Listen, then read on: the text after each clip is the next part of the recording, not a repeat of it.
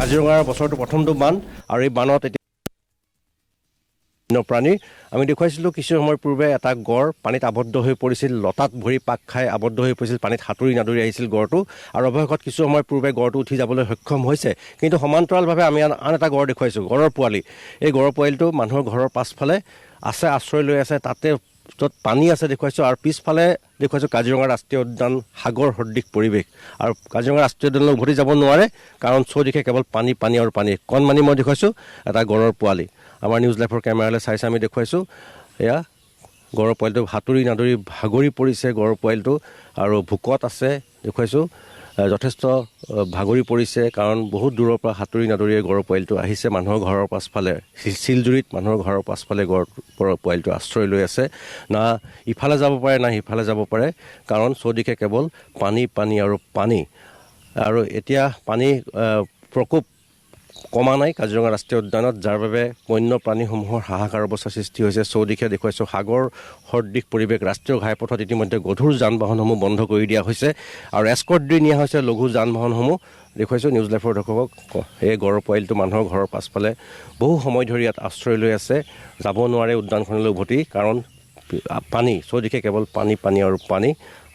এতিয়া আচলতে গড়ৰ পোৱালিটো উদ্ধাৰ কৰিবনে পৰৱৰ্তী সময়ত উদ্যানখনলৈ উভতাই পঠিওৱা হ'ব, সেইটো হ'ব লক্ষণীয়।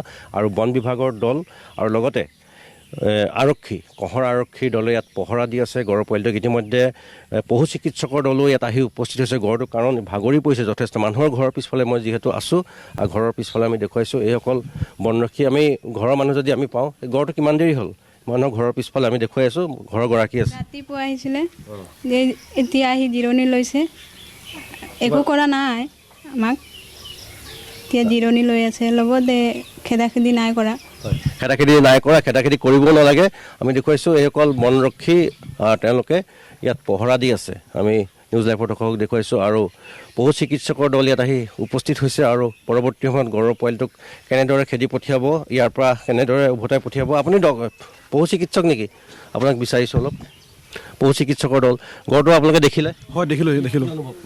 গড়টো মানে কণ্ডিশ্যনটো ভালে আছে, একো হোৱা নাই। খালি ইয়াৰ পৰা মানে অকণ মানে ভয় খাই আছে, কোনফালে যাম কোনফালে নাযাম। মানে এইটো মানে সিহঁতে জাষ্ট বানপানীৰ পৰা ওলাই আহিছে ন, সেইকাৰণে মানে কোনটো ডাইৰেকশ্যন যাম, কেনেকৈ যাম সেইটো ভাবি আছে মানে। কণ্ডিশ্যনটো অ'কে আছে, অবজাৰ্ভেশ্যন কৰি ঠিক আছে। পশু চিকিৎসকৰ দল আৰু তেওঁলোকে গড়টো পৰ্যবেক্ষণ কৰি আছে। আমি দেখুৱাইছোঁ এই কণমানি গড়ৰ পোৱালি আৰু গড়ৰ পোৱালিটো বৰ্তমান মানুহৰ ঘৰৰ পাছফালে আছে আৰু মানুহ কাকো একো ক্ষয় ক্ষতি কৰা নাই।